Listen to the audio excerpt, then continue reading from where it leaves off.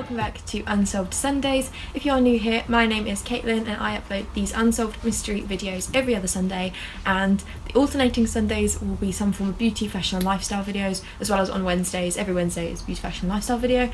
I have all my social media on the screen as per usual and in the description box, as well as a link to my second channel where I upload usually twice a week, at least once a week, where I upload uni weekly vlogs every Friday, and then alternating Mondays is a coffee chat. Go check that out if that's something you're interested in, and we shall just get started with today's Unsolved Sunday case. So I had a few suggestions a little while ago for me to do the Babes in the Woods murder cases. Now I'd never really heard of this sort of thing, and looking into it I was a little bit confused at first. From what I understand, Babes in the Woods murders are a title that was coined by the media originally, and it's given when a case is found, so basically where children are found in woodland area and there's more than one of them, so they just come under this umbrella of Babes in the Woods, and that's pretty much what I understand. And I have 4 cases to talk about here.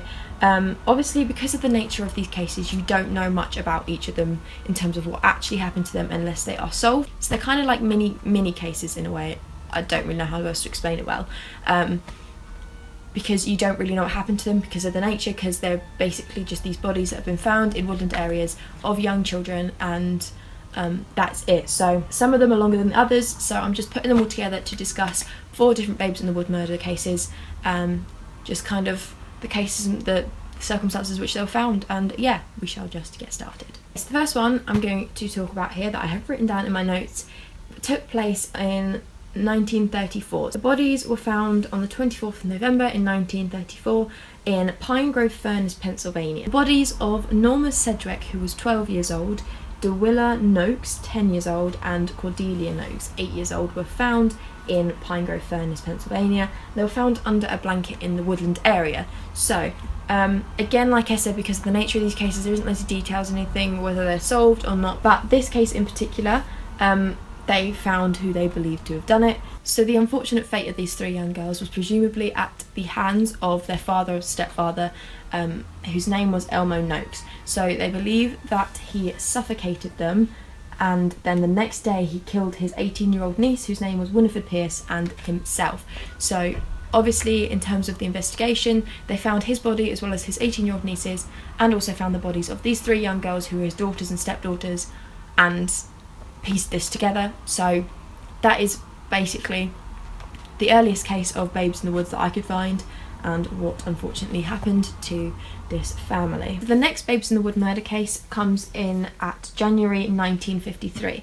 So bodies of 2 boys who still haven't been identified were found in Stanley Park, Vancouver in Canada, and it turns out they'd actually been murdered in 1947, so they've been there for 6 odd years, which is insane.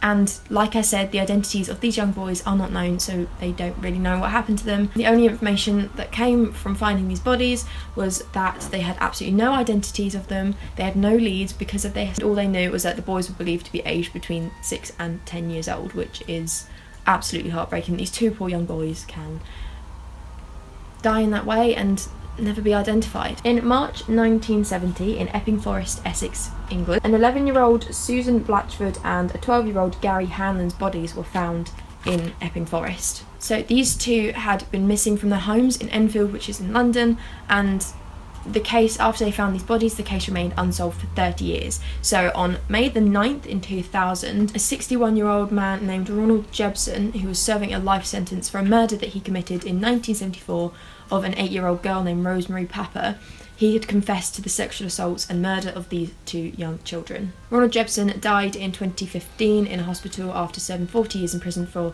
the Rosemary Papper murder, and